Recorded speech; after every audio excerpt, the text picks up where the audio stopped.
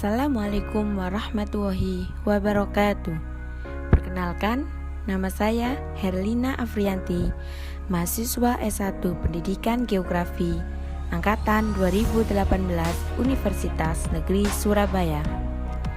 Kali ini saya akan membahas mengenai situs pemakaman Sunan Giri yang berada tepat di Kecamatan Kebomas, Kabupaten Gresik.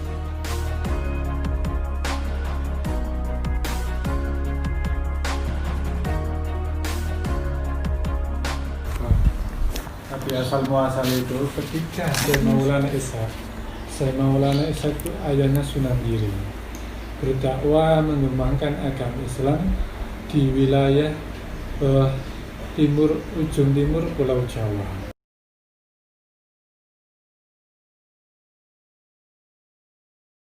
Sunan Giri sama Sunan Bonang akhirnya berangkat menuju ke Pasai.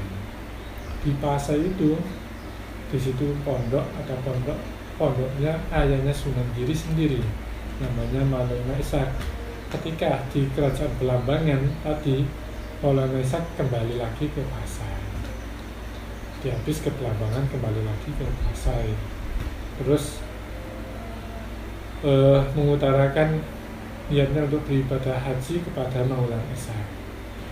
Maulana Ishaq kemudian tidak merestui untuk melanjutkan ibadah haji. Lantas Maulana Ishaq berpesan ojo berhaji dulu, karena tanah Jawa masih peteng atau gelap agamanya, karena masih banyak agama yang hidup. Maka Sunan Giri sama Sunan Bonang disuruh kembali lagi ke tanah Jawa. Sunan Giri dikasih hadiah oleh Syekh Maulana Ishaq tadi berupa segembal tanah segembal gini. Nanti gembal tanah ini Sunan Giri diberitahu bahwasanya nanti tanah ini dicari di Jawa, baik rasa warnanya ini baunya harus sama. Kalau sama nanti di situ tolong sudah ketemu, maka dirikanlah pusat agama Islam di situ. Sunan Giri akhirnya membawa tanah tadi kembali ke Jawa, ngatur ke Sunan Ampel.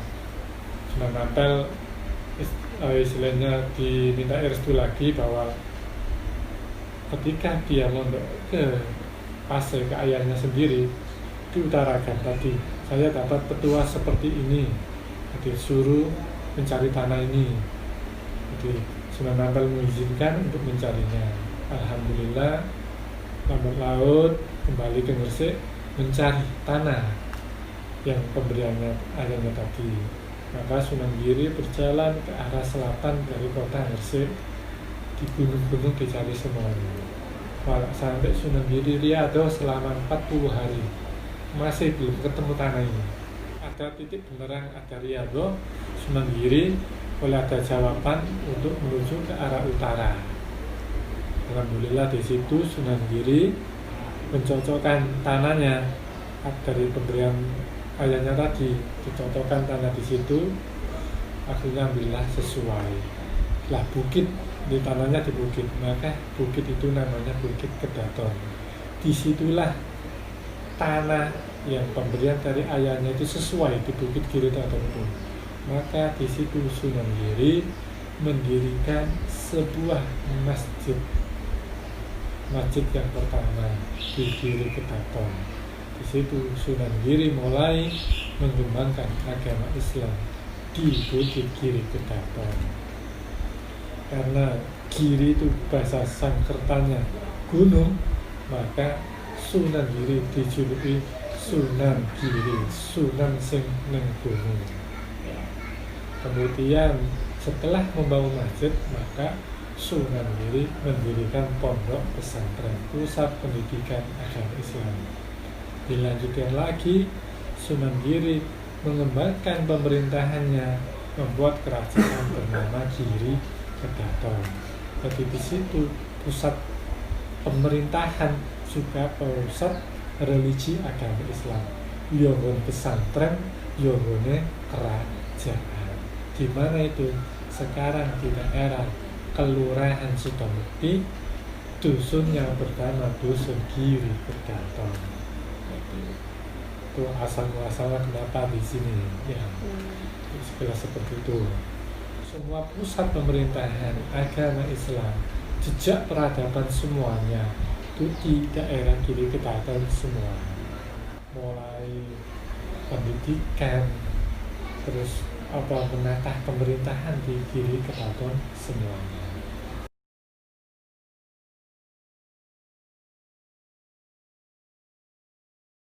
Awalnya dilakukan secara lemah lembut, itu yang pertama. Terus yang kedua toleransi. Kok bisa toleransi? Ya, jadi Sunan Giri tidak meninggalkan cara dakwahnya, tidak meninggalkan peradaban yang dulu.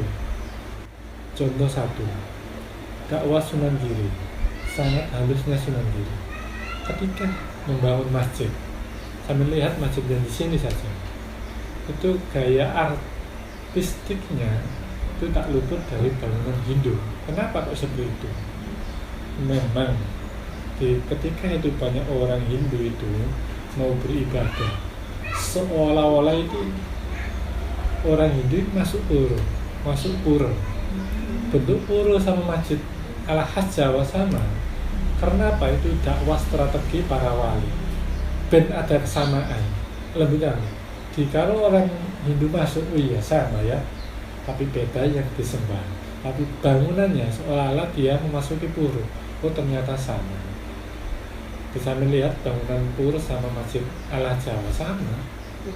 Jadi itu toleransi, halusnya seperti itu. Terus dakwanya juga sangat halus. Jadi melakukan Sunan Giri menciptakan tembang-tembang. Di dulu tuh orang-orang Hindu suka nyanyian, maka Sunan Giri menciptakan yang nyanyian. Cuman nilainya sudah dirubah ke dalam nilai keislaman. Ya.